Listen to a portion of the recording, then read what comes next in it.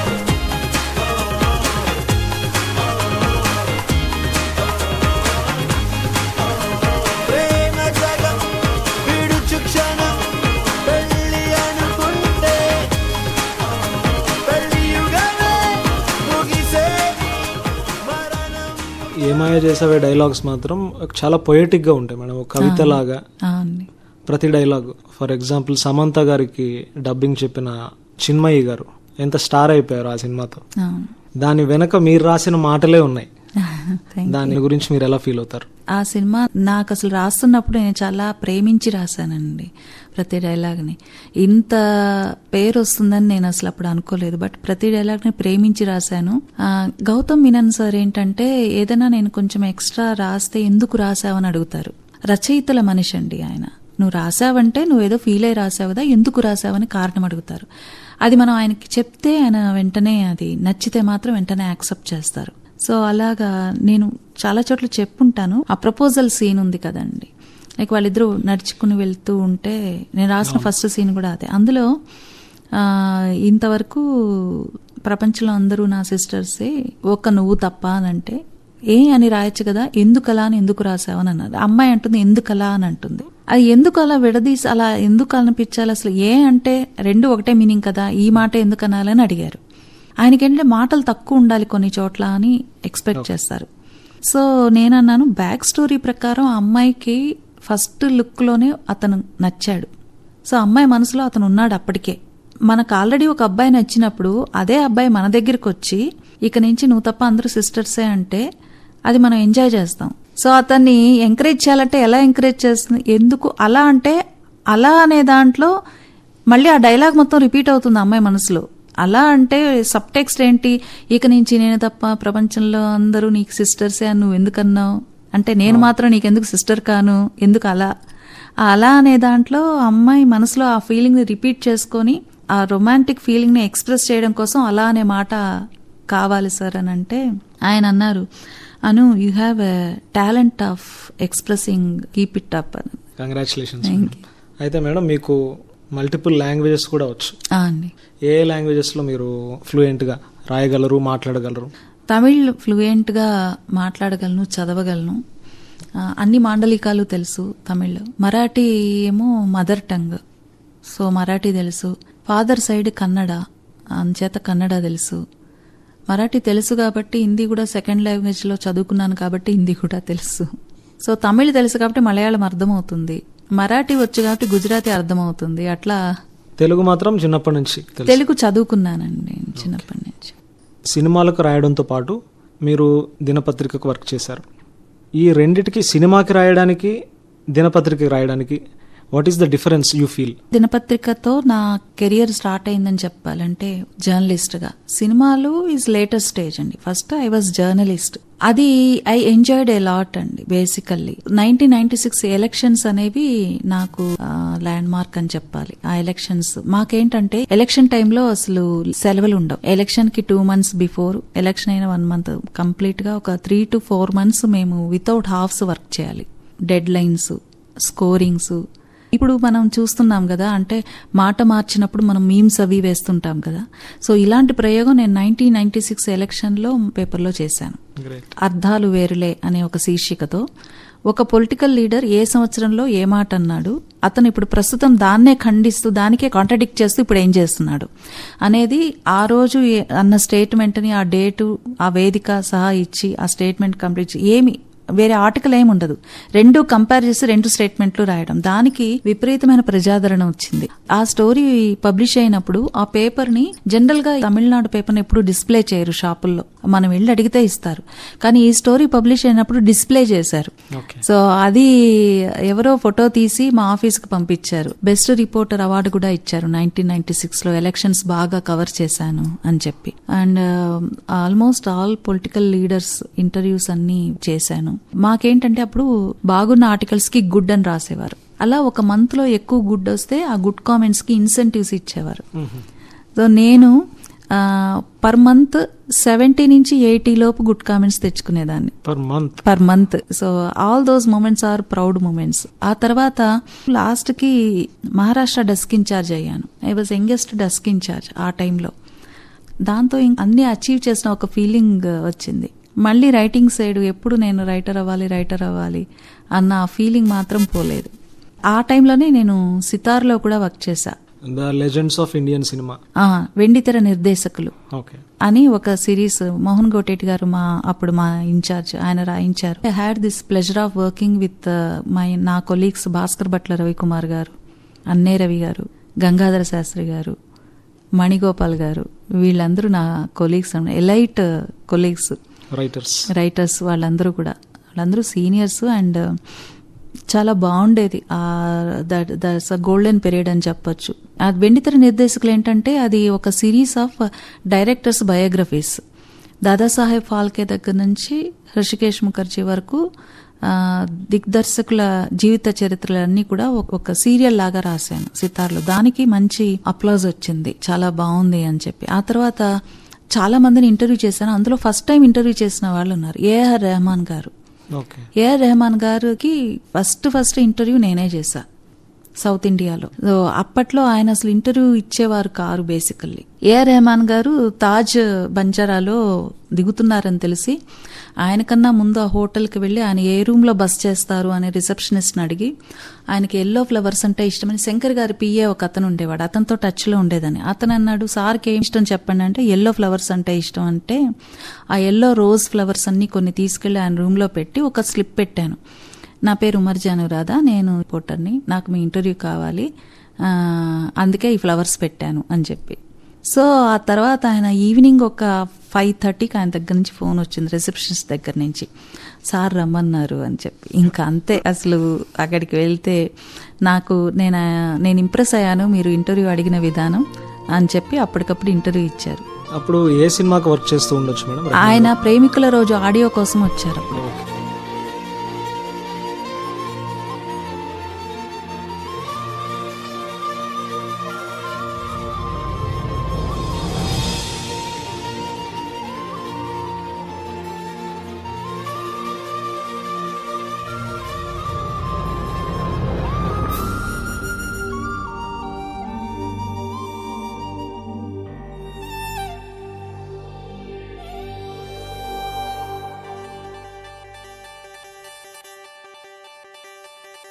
వాలు కనుల దానా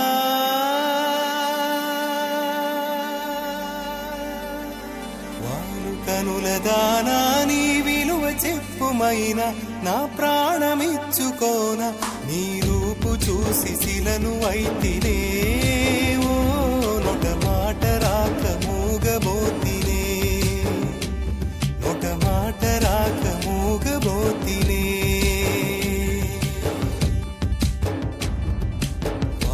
కనులదానా నీ విలువ చెప్పుమైనా నా ప్రాణమిచ్చుకోన నీ రూపు చూసి శిలను అయితినే ఓ మాట రాక ఒక మాట రాక మూగబోతినే ఒక మాట రాక మూగబోతినే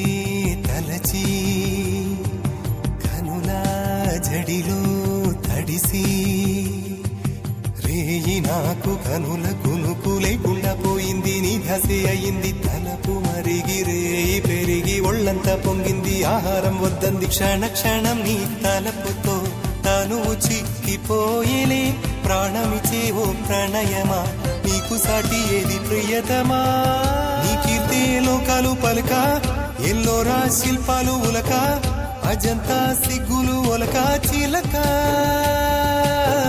నీ కీర్తే లోకాలు పలక ఎల్లోరా శిల్పాలు ఉలక అజంతా సిగ్గులు ఒలికే రోజే నిన్ను నేను చేరుకోనా వాలు కనుల దానా నీ విలువ చెప్పుమైన నా ప్రాణమిచ్చుకోన నీ రూపు చూసి శిలను అయితినే ఓ నొట మాట రాక మాట రాక మూగబోతినే.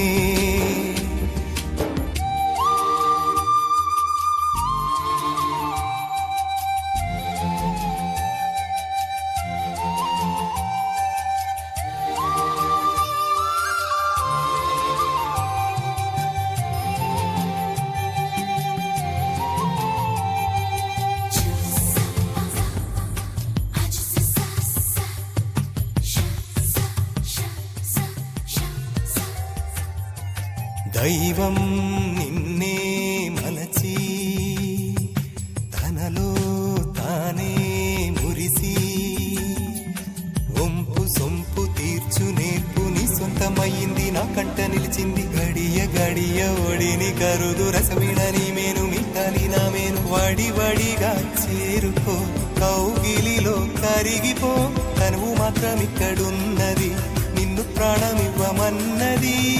చెక్కన కాలం నాటి చెక్కిన శిల్పం ఒకటి కన్నెగా వచ్చిందంట చెలియా. చెక్కన కాలం నాటి చెక్కిన శిల్పం ఒకటి కన్నెగా వచ్చిందంట చెలియా. నీ సొగసుకేది సాటి వారు కనుల దానా. అయితే ఇప్పుడు ఆంధ్రప్రదేశ్ డిప్యూటీ సీఎం మనందరి అభిమాన హీరో పవన్ కళ్యాణ్ గారి ఫస్ట్ ఇంటర్వ్యూ కూడా మీరే చేశారు అని విన్నాము. అవును. ఆ ఎక్స్పీరియన్స్ గురించి చెప్పండి మేడం. యా, తప్పకుండా. అది అసలు యాక్చువల్లీ ఒక ట్రెజర్ గా దాచుకోవాల్సిన ఎక్స్పీరియన్స్ అది అని చెప్పాలి. సో తొలి ప్రేమ డైరెక్టర్ కరుణాకరన్ ఏంటంటే నాకు చెన్నై నుంచి తెలుసు. చెన్నైలో ఉన్నప్పుడు ఏమయ్యేదంటే ఎవరైనా తెలుగు ఇండస్ట్రీకి వచ్చి స్టోరీ చెప్పాలి అనుకుంటే నాకు చెప్పేవాళ్ళు, నేను తెలుగు అమ్మాయిని కాబట్టి ఒక రియాక్షన్ దొరుకుతుంది అని చెప్పి. సో అలా కరుణాకరన్ గారు నాకు తొలి ప్రేమ కథ పవన్ కళ్యాణ్ గారికి చెప్పడానికి ముందే నాకు చెప్పారు చెన్నైలో. సో చెప్తే చాలా బాగుందండి. ఈ గ్యాప్ లో నాకు కూడా చెన్నై నుంచి మాకు హైదరాబాద్కి ట్రాన్స్ఫర్ అయింది. సో ట్రాన్స్ఫర్ అయినప్పుడు రామానాయుడు స్టూడియోలో మళ్ళీ కరుణాకరన్ గారిని మీట్ అయ్యాను. ఆయన ఇంటర్వ్యూ చేద్దాం, అప్పటికి ఇంకా తొలి ప్రేమ రిలీజ్ అవ్వాలి. అప్పుడు ఆయన దగ్గరికి పవన్ కళ్యాణ్ గారు వచ్చారు. I still remember that image. ఒక బ్లూ కలర్ జీన్స్ అండ్ ఒక బ్లూ షర్ట్ లో హీ వాజ్ వెరీ ప్లేఫుల్, ఒక పసిపిల్లాడిలాగా. He was so excited about and the work and everything. అప్పుడు కరుణాకరన్ గారు పరిచయం చేశారు, నా ఫ్రెండ్ వైఫ్ అని చెప్పి. ఆ తర్వాత తొలి ప్రేమ రిలీజ్ అయింది, బ్లాక్ బస్టర్ అయింది. ఇంటర్వ్యూ కోసం వెళ్ళాను, వెంటనే ఇచ్చారు.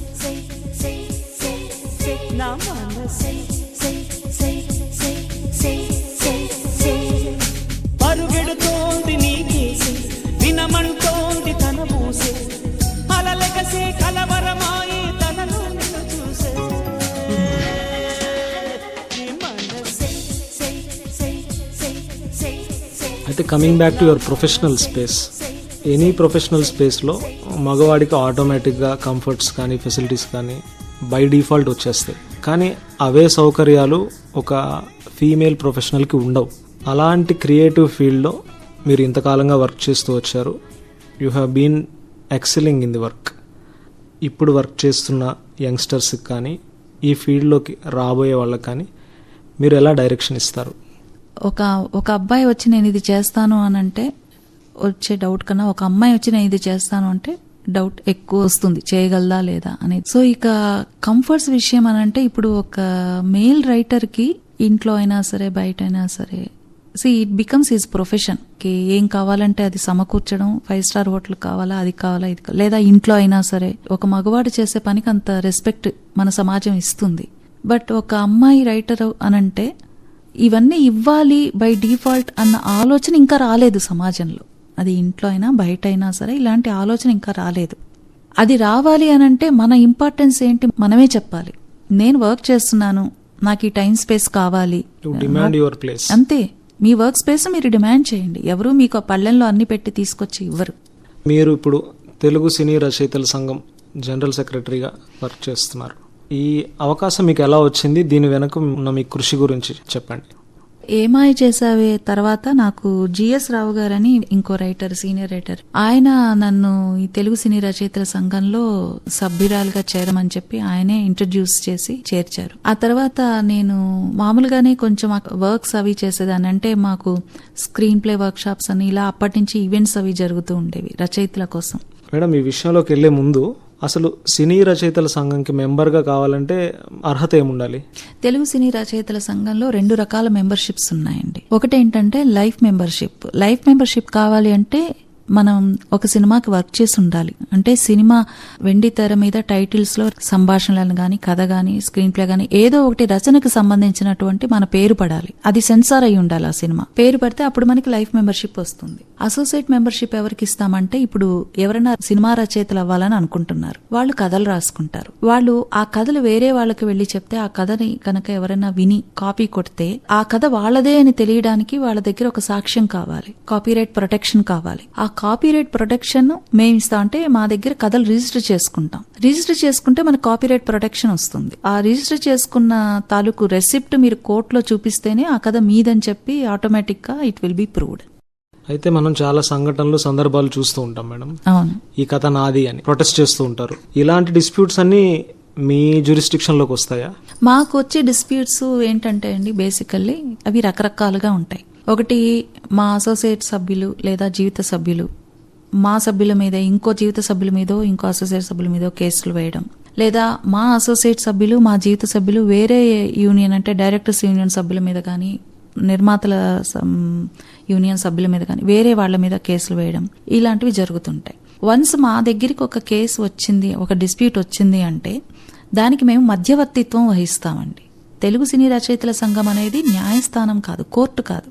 కానీ మేం చేసేది ఏంటంటే మధ్యవర్తిత్వం చేస్తాం. ఇప్పుడు ఒక సభ్యుడు వస్తాడు, వచ్చి ఒక దర్శకుడో లేదా మరొక సభ్యుడో నా కథ ఇలాగా తీసుకున్నాడు, నాకు న్యాయం చేయండి అని వస్తే మేము ముందు పరిశీలించేది ఆ కథ మా దగ్గర రిజిస్టర్ అయిందా లేదా అని చూస్తాం. మా దగ్గర రిజిస్టర్ అయింది అని అంటే దాని ఒరిజినాలిటీ ఎంతవరకు ఉంది అనేది కూడా మేము పరిశీలిస్తాం.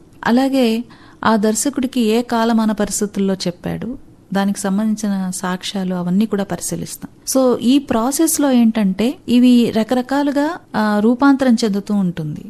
అంటే మాకు కాపీరైట్ యాక్ట్ ప్రకారమే చూస్తాం, కానీ రూల్ ప్రకారమే చూస్తాం బేసికలీ. సో మా దగ్గర ఈ మధ్యవర్తిత్వం నడుస్తున్నంత కాలం కూడా మా సభ్యులు కోర్టుకి వెళ్లడమో లేకపోతే మీడియాకి వెళ్లడమో చెయ్యరు. ఒకవేళ మా మధ్యవర్తిత్వం ఫలించలేదనుకోండి కొన్ని కారణాల వల్ల, అప్పుడు కోర్టుకు వెళ్లే హక్కు ఎవరైతే ఫిర్యాదు చేశారో వాళ్ళకు ఉంటుంది. ఇలా రచయితలకి ఖచ్చితంగా తెలియాల్సిన విషయాలు మేడం. అయితే మీరు ఈ సినీ రచయితల సంఘం జనరల్ సెక్రటరీగా మీరు ఎన్నుకోబడ్డానికి లేతే అపాయింట్ కావడానికి నేపథ్యం ఏమిటి? దాని వెనక ఉన్న మీ కృషి ఏమిటి? అంటే నేను స్కూల్ లీడర్గా ఉన్నాను. కాలేజ్ చదివినప్పుడు కాలేజ్లో ప్రెసిడెంట్గా ఉన్నాను. తర్వాత కాలేజ్ కల్చరల్ యాక్టివిటీస్ అసోసియేషన్కి సెక్రటరీగా ఉన్నాను. నాకు ఇష్టం ఏదన్నా పని చేయాలి, 10 మందికి ఉపయోగపడే పని చేయాలి అనేది ఎప్పటి నుంచో ఇష్టం. సో ఈ తెలుగు సినీ రచయితల సంఘంలో ఆర్గనైజింగ్ సెక్రటరీ అనే పదవి ఫస్ట్ పర్చూరు గోపాలకృష్ణ గారు, ఆకెళ్ల గారు ఇచ్చారు. ఇచ్చినప్పుడు నేను చేసే పనిని చూసి వారు గుర్తించి, మాకు యూనియన్లో ఉండే ఒక గొప్పతనం ఏంటంటే మేమెవ్వరం కూడా ఎన్నికలకు వెళ్ళామండి. ఎప్పుడు యునానిమస్గానే ఎంపిక చేసుకుంటాం. అలాగే మా యూనియన్ డెవలప్ అవ్వడానికి మూల స్తంభాలు అనదగిన వాళ్ళు మా అధ్యక్షులు పర్చూరు గోపాలకృష్ణ గారు, అలాగే ఆకెళ్ల గారు. ఆకెళ్ల గారికి ఆరోగ్యం బాగోనప్పుడు ఆయన ఇంకా నేను చెయ్యలేను అని ఆయన అనుకున్నప్పుడు నన్ను ప్రధాన కార్యదర్శిగా ఆయన సూచించారు. సో అక్కడి నుంచి నేను ప్రధాన కార్యదర్శిని అయ్యాను. ఈ మాటల రచయితలు, పాటలకి రచించేవాళ్ళు లిరిసిస్ట్స్, మీ ఇద్దరికి డిఫరెన్స్ ఉందా మేడం? అది వేరే అసోసియేషన్? లేదు, వాళ్ళు కూడా మా యూనియన్లో ఎవరంటే సినీ రచయితలు అనంటే కథలు రాసేవాళ్ళు, మాటలు రాసేవాళ్ళు, పాటలు రాసేవాళ్ళు, స్క్రీన్ ప్లే రాసేవాళ్ళు అందరూ మా యూనియన్ సభ్యులే. గీత రచయితలు కూడా మా యూనియన్ రచయితలు ఈ రచయితల సంఘం మా రచయితలే. అయితే చంద్రబోస్ గారు, రామ్ జోగే శాస్త్రి అన్న, తర్వాత భాస్కర్ భట్ల రవికుమార్ గారు, గ్రేట్ సిరివెన్నెల గారు, ఆఫ్ కోర్స్ ఇలా రాణిని కలిపింది కదా సిరివెన్నెల దూరమా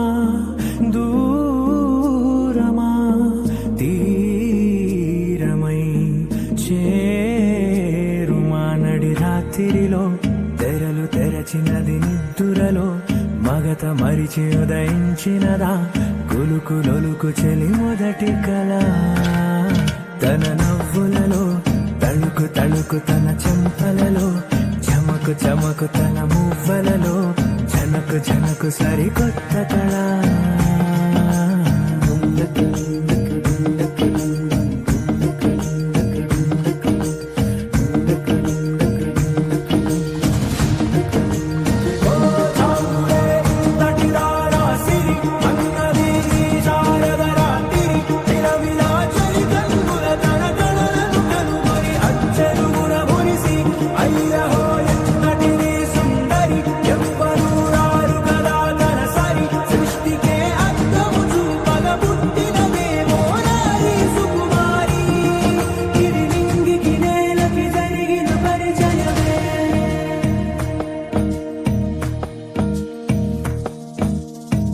తెరదాటి చెరదాటి వెలుగు చూస్తున్న భామని సరిసాటి ఎదమీటి పలకరిస్తున్న శాముని ప్రియమారా గమనిస్తూ పులకరిస్తోంది ఆవిని కలబోసే ఊసులే విరబూసే ఆశలై నవరాత్రి పూసిన వేకువరేఖలు రాసిన దీనవనా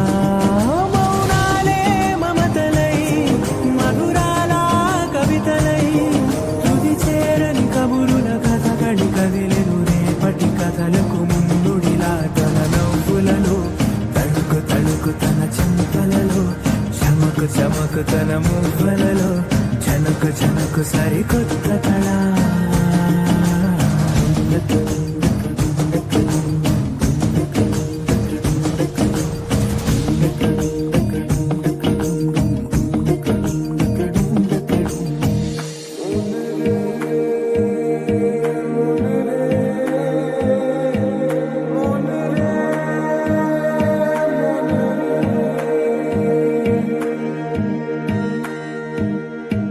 ఇదిలాని ఎవరైనా చూపనే లేదు కంటికి అదెలాగో తనకైనా తోచనే లేదు మాటకి ఇప్పుడిప్పుడే మనసైనా రేపు దొరికింది చూపుకి సంతోషం సరసన సంకోచం మెరిసిన ఆరంటికి మించిన పరవశలీలను కాదని అనగలమా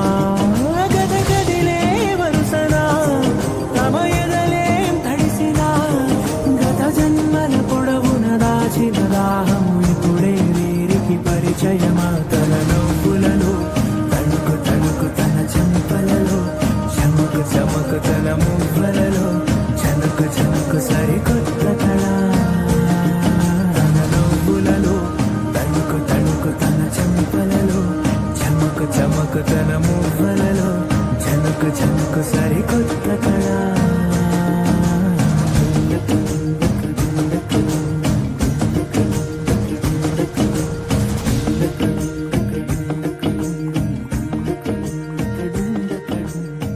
అయితే మీరు చిన్నప్పటి నుంచి ఒక ఆశయంతో ఉన్నారు, ఒక సినిమాకి దర్శకత్వం చేయాలి అని. దానికోసం ఇప్పుడు మరింత కృషి చేస్తున్నారు. అవునండి. ఈ ఎర్లీ స్టేజెస్లో కాకుండా ఇలా లేట్గా డైరెక్టర్స్ అయినా దర్శకత్వం వహించడానికి ఉండే ఛాలెంజెస్ ఏముంటాయి అనుకుంటున్నారు మీకు ఇప్పుడు? అనుకోవడం లేదు, ఛాలెంజెస్ అయితే ఉన్నాయండి. అంటే లేట్గా డైరెక్టర్ అవ్వాలి అని అనుకోవడానికి రకరకాల రీజన్స్ అవి ఉన్నాయి. ఎవరి జీవితమైనా ఆటుపోట్లు ఉంటాయి కదండి. అలాంటి ఆటుపోట్ల మధ్య ఏంటంటే ఈ డైరెక్టర్ అవ్వాలన్న కళ పోస్ట్ పోన్ అయింది అంతే. సో ఇప్పుడు మళ్ళీ దానికోసం మళ్ళీ కృషి చేస్తున్నాను. నా ఫ్యామిలీ నన్ను సపోర్ట్ చేస్తోంది, నా హస్బెండ్ కానీ మా అబ్బాయి కానీ. సో ఛాలెంజెస్ ఏంటి అంటే ప్రధానంగా ఇప్పుడు ఉన్న ట్రెండ్ చూస్తేనండి, చిన్నపిల్లలు టీనేజర్స్ దగ్గర నుంచి 25-30 ఏళ్ల లోపు వాళ్ళందరూ 30 అనంటే ఓల్డ్ కింద లెక్క ఇప్పుడు. సో ఈ 20s జెన్జీ జనరేషన్ అందరూ కూడా సినిమాలు చేస్తున్నారు. అలా చూస్తే మీరు కూడా చాలా యంగ్ రైటర్ కదా madam. You started at the age of 12 years. అలాంటి వాళ్ళందరూ ఇప్పుడు సినిమాలు చేస్తున్నారు. ఇప్పుడు నాలాంటి వాళ్ళకి అవుట్లెట్స్ ఏమున్నాయండి వెళ్ళి డైరెక్ట్ చేయాలి అని అంటే? ఎయిదర్ కార్పొరేట్ ప్రొడక్షన్ హౌస్లకు వెళ్ళి చెప్పాలి. రెగ్యులర్ ప్రొడ్యూసర్స్ ఫార్మాట్ వేరుగా ఉంది. ఇప్పుడు నేను ఏదైనా ఒక సినిమా చేసి డైరెక్టర్గా హిట్ అయితే అప్పుడు I will have access to big production houses. So నా ముందున్న అవకాశాలు ఏంటి, ఒక కార్పొరేట్ ప్రొడక్షన్ హౌస్, ప్లాట్ఫామ్స్, లేదా ఇప్పుడు నా మీద నమ్మకం ఉన్న ప్రొడ్యూసర్స్తో లేదా ఓటీటీ ప్లాట్ఫామ్లో కొంతమంది ఉన్నారు నేనంటే ఏంటో తెలిసిన వాళ్ళు, వాళ్ళకి సినిమా కథల్ని పిచ్ చేస్తున్నాను. ఈ ప్రాసెస్లో ఏమవుతుందంటే యంగ్ జనరేషన్లో నేను వచ్చి డైరెక్ట్ చేస్తాను అనంటే నమ్మకం అయితే రాదండి.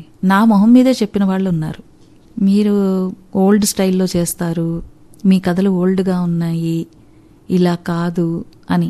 ఇప్పుడు నేను నమ్మేది ఏంటంటే ఒక రచయిత తను నమ్ముకున్న కథని తను నమ్మిన విధంగా తీస్తే అది ఖచ్చితంగా హిట్ అవుతుంది అనేది నా నమ్మకం. బేసికల్లీ ఒక కథకి ఓల్డ్ అని న్యూ అని లేదు, ఉండదు. ఫర్ ఎగ్జాంపుల్ ఇప్పుడు మాయాబజార్ సినిమా చూస్తే మనం అవును ఖచ్చితంగా నచ్చుతుంది అందరికి. అవును, అదే ఇప్పుడు యంగ్ జనరేషన్స్ రాసే వాళ్ళే ఈ జెన్జీ స్టోరీసే రాయాలి అని అంటే, ఇప్పుడు నాకు తెలియంది నేను రాయడం కన్నా నాకు బాగా తెలిసింది నేను ఎలా రాయగలను, ఎలా ఒక కథగా దాన్ని ప్రజెంట్ చేయగలను అనేది నేను ఆలోచిస్తాను. How different you put it అనేది. సో అలా నేను నమ్మినవి కొన్ని ఒక కార్పొరేట్ సంస్థ వాళ్ళకి నచ్చక పక్కన పడేస్తే అలాంటివి వచ్చిన సందర్భాల్లో నా కాన్ఫిడెన్స్ పెరిగింది. అయితే మేడం ఇది వరకట్లా కాదు, ఇప్పుడు చాలా ప్లాట్ఫామ్స్ ఉన్నాయి. అవును, మన ప్రోడక్ట్ ని రిలీజ్ చేసుకోవడానికి చాలా అవకాశాలు కూడా అవును అవును. అట్లా ఈ జెన్జీ ట్రెండ్ లో మీరు ఒక కొత్త ట్రెండ్ సృష్టించాలని మేము ఆశిస్తున్నాం. Thank you. రైటర్ గా మీ ప్రొఫెషన్ లో ఎన్నో విషయాలు షేర్ చేసుకున్నారు, చాలా మందికి ఇన్స్పైరింగ్ స్టోరీస్ చెప్పారు. తెలుగు సినీ రచయితల సంఘం జనరల్ సెక్రటరీగా పనిచేస్తూనే మీకు చిరకాల వాంఛగా ఉన్న దర్శకత్వంలో కూడా మీరు ఒకప్పుడు చిన్నప్పుడు రేడియోకి రాసినప్పుడు మీ కథకు ఎంత గుర్తింపు వచ్చిందో, అప్పుడు మీకెంత సంతోషం కలిగిందో, అలాంటి బ్రేక్ ఒక డైరెక్టర్గా మీకు రావాలి, వస్తుంది అని ఆశిస్తూ ఆకాశవాణికి ఈ వారం అతిథిగా విచ్చేసి మమ్మల్ని అందరినీ మీ చక్కని ముచ్చట్లతో మీ కథలతో అలరించినందుకు ధన్యవాదాలు మేడం. నమస్తే. Thank you very much for having me here. Thank you so much.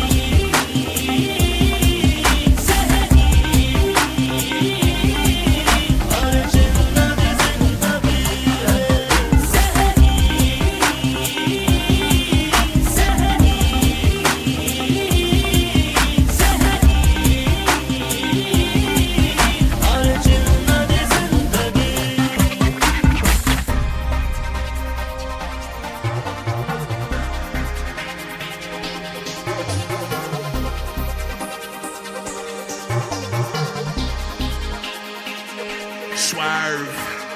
I be switching lanes, understand that love is pain. Ill path at the top, now we poppin' champagne. Chink show been a pro with this. Hold that click on rolling with. When the dope gets sick with a frozen wrist. Now everybody wanna quote my hit. Rolled up in the city like had to get that paper up. Married to the hustle gang, nobody could break us up. I will bump on the block till the block get hot. Feel like Luda want the #1 spot.